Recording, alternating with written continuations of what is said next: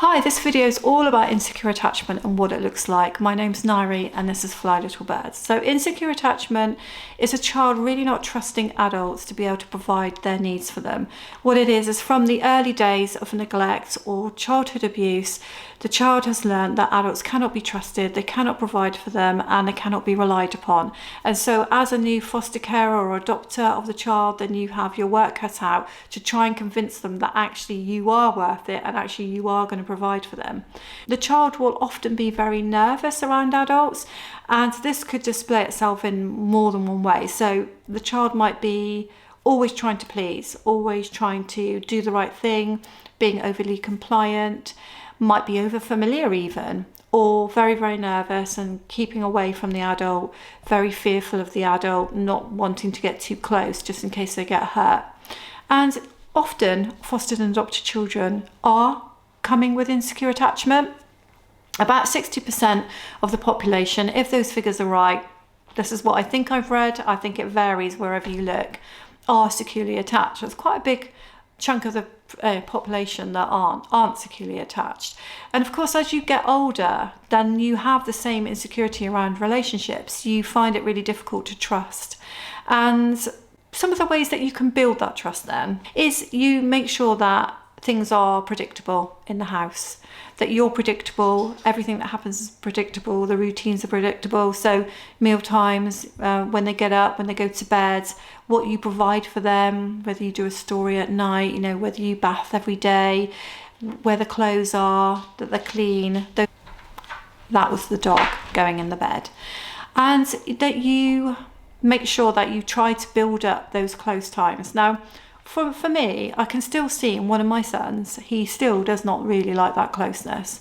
He will do it on his terms. So if he wants to cuddle, he will come to me at the oddest of times and suddenly just put his arms around me. And it's a little bit awkward still, but he will seek it when he wants it. And that's when he's worried about something or he thinks I'm worried about something. When I kiss him at night to go to bed, he doesn't really like it.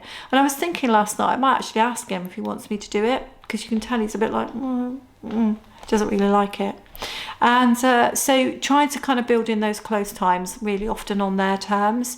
So if there are times of day when they will let you be close, so that might be before they go to bed, they're happy to have a story. It might be when you're watching a film together, TV, they're happy then.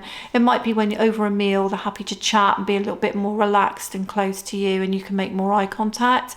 So eye contact, clever use of voice, a familiar and happy tone. So some parents think that if they're really, really firm with a child, they'll get the best out of them, because if they let go, then, everything might go a little bit pear-shaped. I guess this is more in fostering than an adoption in a way, because foster carers have to keep quite a tight rein.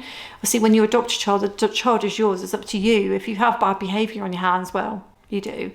My personal opinion is, if you use pace parenting, then I think the playful element in your voice, I don't know what the dog's barking at. No, he's barking at a cat.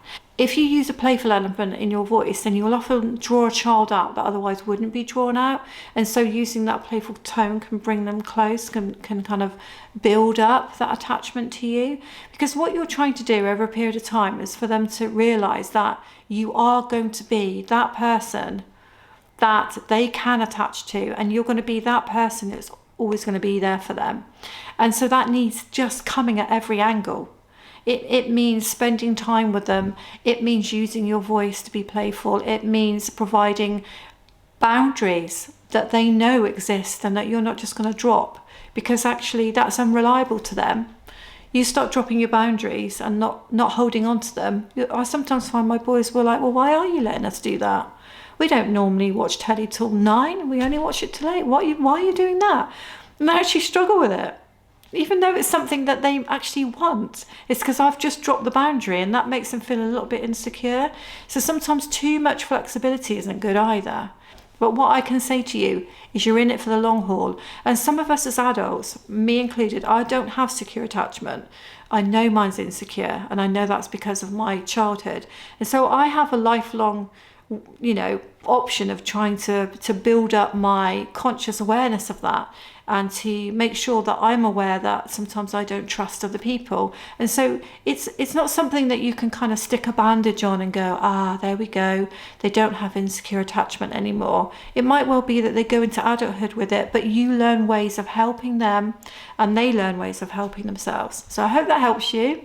This is Fly Little Birds. Please subscribe if you're interested in adoption, fostering and childhood trauma, and I'll see you on my channel. Thank you.